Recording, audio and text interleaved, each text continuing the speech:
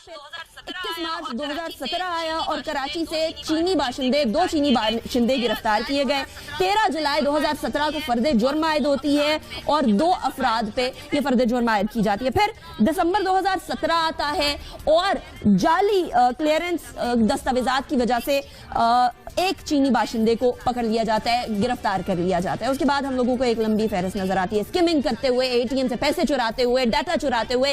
तकरीबन 559 मेरे पास जो फिगर्स हैं, 559 ऐसे अकाउंट्स हैं जिससे इन्होंने डाटा चोरी किया। तकरीबन 10 मिलियन रुपए के करीब बनता है ये अमाउंट बनती है पाकिस्तानी शहरियों की मेहनत से कमाई हुई। हम सीपेक चाहते हैं, हम इन्वेस्टमेंट चाहते हैं, हम तरक्की चाहते हैं, लेकिन हम किसी भी तरीके से एक नई ईस्ट इंडिया कंपनी जन्म लेते हुए नहीं देखना चाहते। पाकिस्तान यकीनन शायद लतीफ साहब ये चाहता है कि पाकिस्तान तरक्की करे, इसमें कोई शक की बात नहीं। कोई बाशिंदा सीपेक के खिलाफ नहीं है, कोई शहरी पाकिस्तान का सीपेक के खिलाफ नहीं है। तमाम के तमाम लोग चाहते हैं कि तरक्की की राह पे गामजन हो, लेकिन इसके लिए हमें कीमत यह अदा करनी पड़ेगी कि हमें सेल्फ रिस्पेक्ट अपनी जो है वो दे देनी पड़ेगी चीनियों को। क्या हमारी पुलिस की और स्पेशली पुलिस वर्दी में होते हुए उसकी कोई इज्जत नहीं है? जो वाकया पेश आया है इसके ऊपर इतनी ह्यू एंड क्राई जो सोशल मीडिया पे हो रही है और हुकूमत की तरफ से कोई ऐसे एज सच ड्रास्टिक कदम नहीं उठाया गया, तो फौरी तौर पर उसकी जो सजा है उसे मिलनी चाहिए।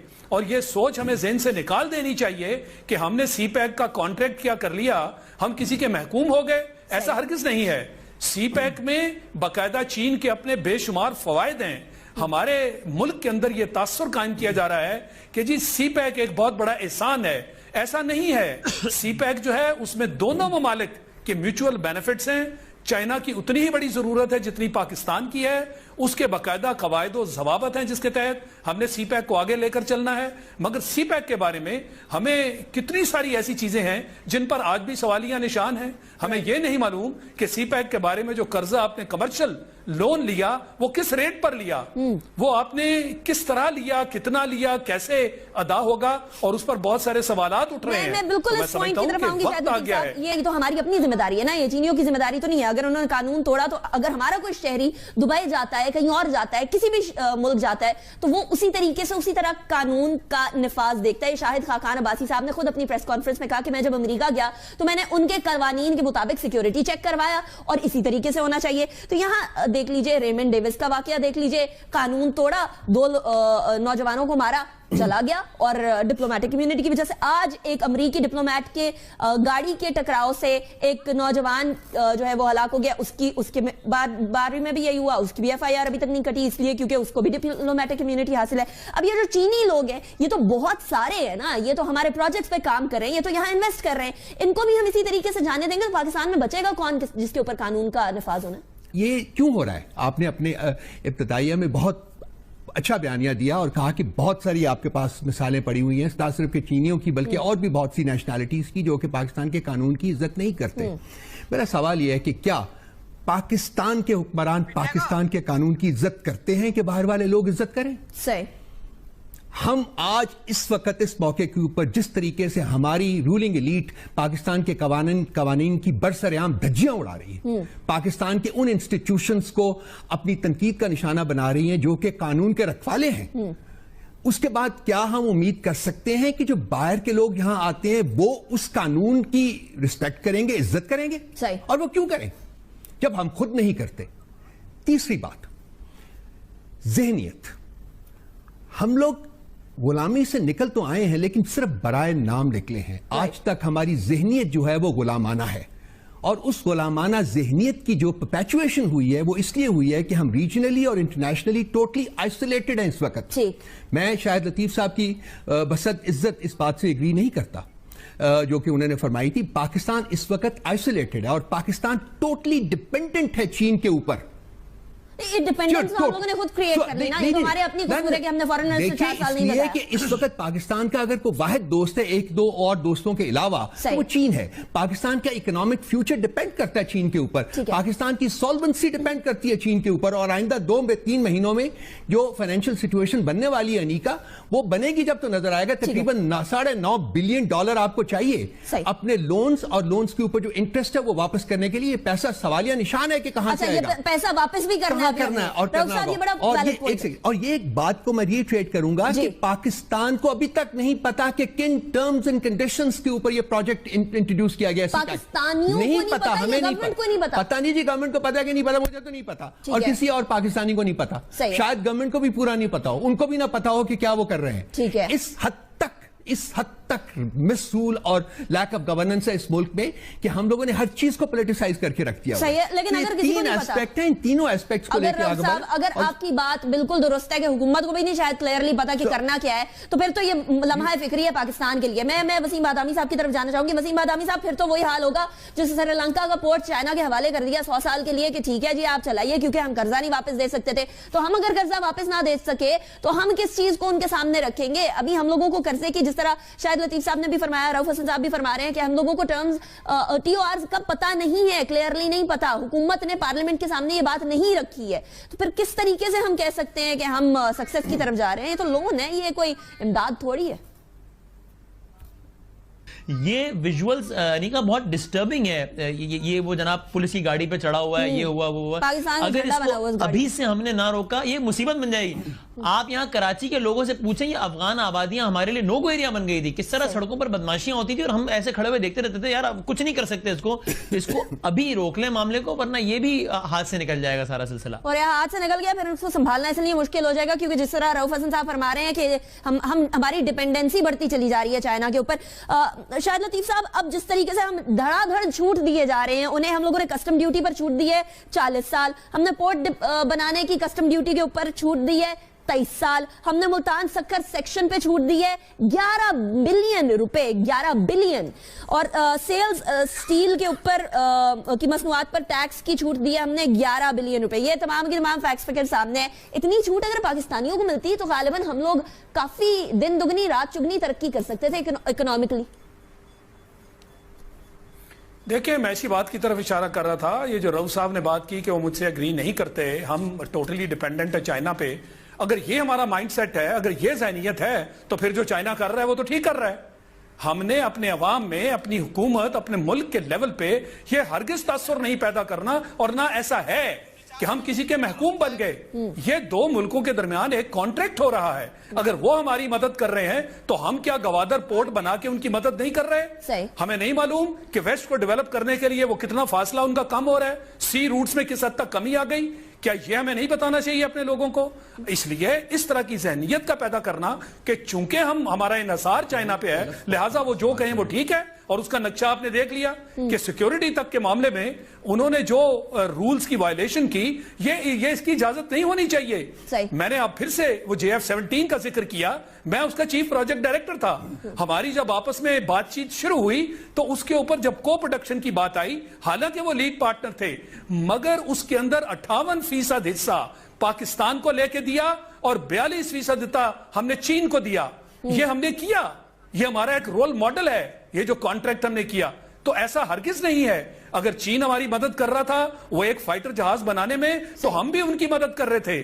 ہماری جو برین تھا وہ سافٹ ویئر, جس کو آپ برین ویئر کہہ سکتے ہیں. تو یہ دونوں معاملات آپس میں ایسے ہوتے ہیں میز پر بیٹھے ہوئے جب آپ ڈسکشنز کرتے ہیں کہ کبھی بھی یہ احساس دوسری کو پارٹی کو آپ نہ دلائیں کہ ہم جناب آپ کی غلامی قبول کرنے جا رہے ہیں. یہی معاملہ ہمارا لون کے معاملے میں ہے کہ جو کمرشل لونز لیے وہ بڑی کم ریٹس پر ملا کرتے ہیں, مگر سننے میں جو آ رہا ہے وہ بڑے ہائی ریٹس پہ کمرشل لونز ہمیں دیے گئے ہیں. پھر سے ہم شاید اس احساس کمتری میں اس کا ہم شکار ہیں کہ جی جیسے بھی لون ملتا ہے لے لو. اور ایک تاثر یہ بھی پیدا کیا گیا کہ جناب وہ ہماری مدد کر رہے ہیں, ان سے ساری انویسٹمنٹ آ رہی ہے.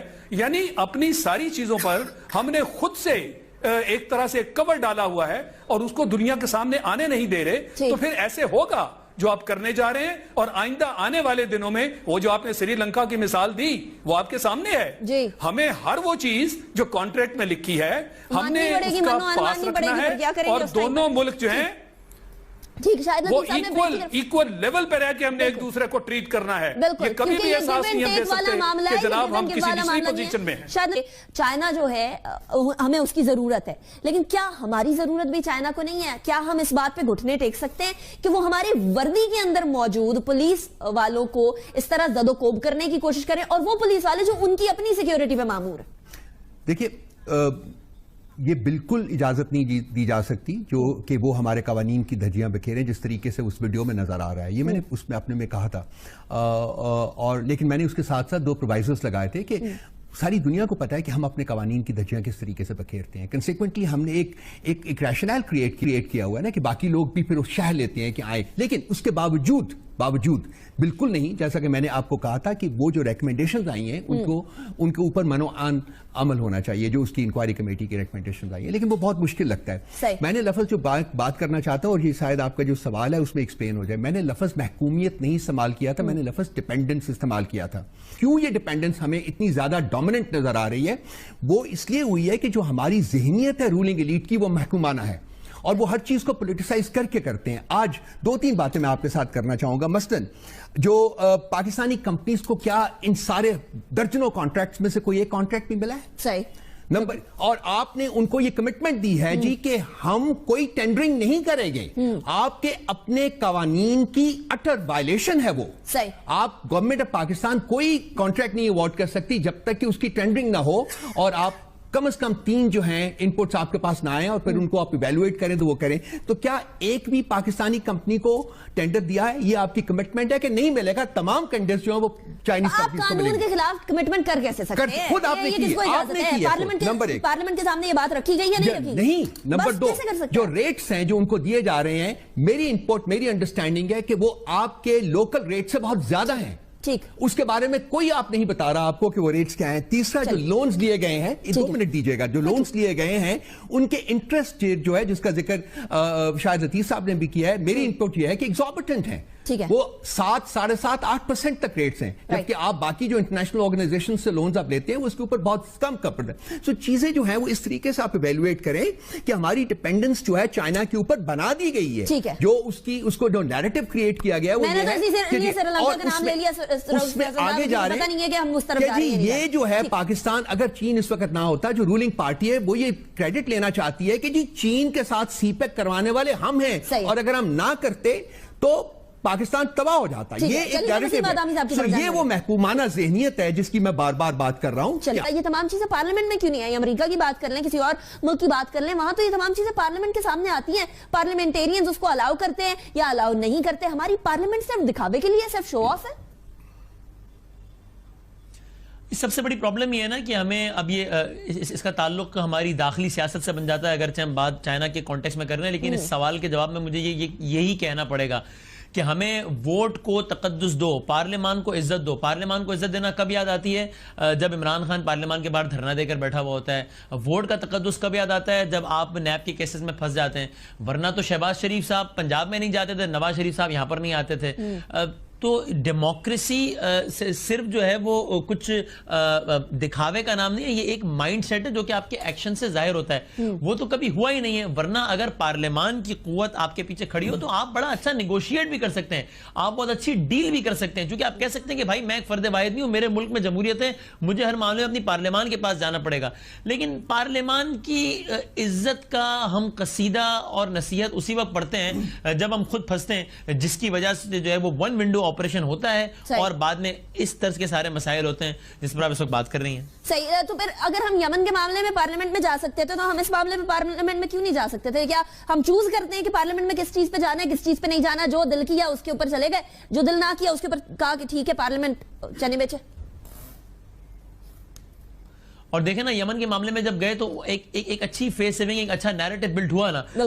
بات وہی ہے کہ جہاں ہمیں یہ لگتا ہے کہ جناب کچھ اپنے معاملات بھی اس حوالے سے بہتر ہو جائیں گے, وہاں اب اگین وہی والی بات ہے. یہ یمن, آپ نے چائنا کا معاملہ کی بات کی, بٹ ٹیکس ایمنسٹی اسکیم بھی ایک ایسی جماعت جس کا آج کل نیریٹو ہی ہے کہ ووٹ کو عزت دو, تو اس کے وزیر اعظم نے پارلیمان کو سرپاس کرتے ہوئے جناب کیوں ٹیکس ایمنسٹی اسکیم کا اعلان کر دیا؟ پارلیمان میں ایک ہیلدی ڈیبیٹ ہو جاتی, اس کے بعد اعلان ہو جاتا اس کا, یا مسترد ہو جاتی, جاتے جاتے کیوں اعلان کر دیا؟ جب آپ اس طریقے کی باتیں کرتے ہیں تو میں کانسپیریسی تھیوریز پہ بلیو کرنے والا آدمی نہیں ہوں, لیکن پھر یہ امپریشن بنے گا کہ آپ کے ذاتی مفادات ہیں، اس لیے آپ جو ہے وہ پارلیمان کو سرپاس کر کے اپنے فیصلے کر دیتے ہیں، چاہے وہ چائنا کو سرٹن معاملات میں کچھ ریلیف دینے کا معاملہ ہو یا لیٹسٹ معاملہ ٹیکس ایمنسٹی اسکیم کا ہو۔ صحیح، ٹھیک ہے۔ اور وہ ایمنسٹی اسکیم کے اوپر بھی جو فائنینشیل ایکشن ٹاسک فورس ہے اس نے کچھ سوالات اٹھا دیے ہیں، مفتاح اسماعیل صاحب جس کو بھی حل کرنے کی کوشش کر رہے ہیں، وہ بھی ایک نیا سچویشن کریٹ ہو رہی ہے، لیکن یہ چینی باشندے، چینی انجینئرز ہوں، جو مرضی ہو، چاہے چینی وزیر اعظم ہو یا چینی پریزیڈنٹ ہو، قانون سب کے لیے ایک برابر ہوتا ہے۔ میں نے جس طرح پہلے بھی عرض کی تھی کہ ہمالیہ سے اونچی ہے، شہد سے میٹھی ہے، سمندر سے گہری ہے، لیکن قانون سے بالاتر نہیں ہے یہ دوستی۔ قانون کی بالادستی جب تک نہیں رہے گی تو پھر آپ ایک اور ایسٹ انڈیا کمپنی دیکھیں گے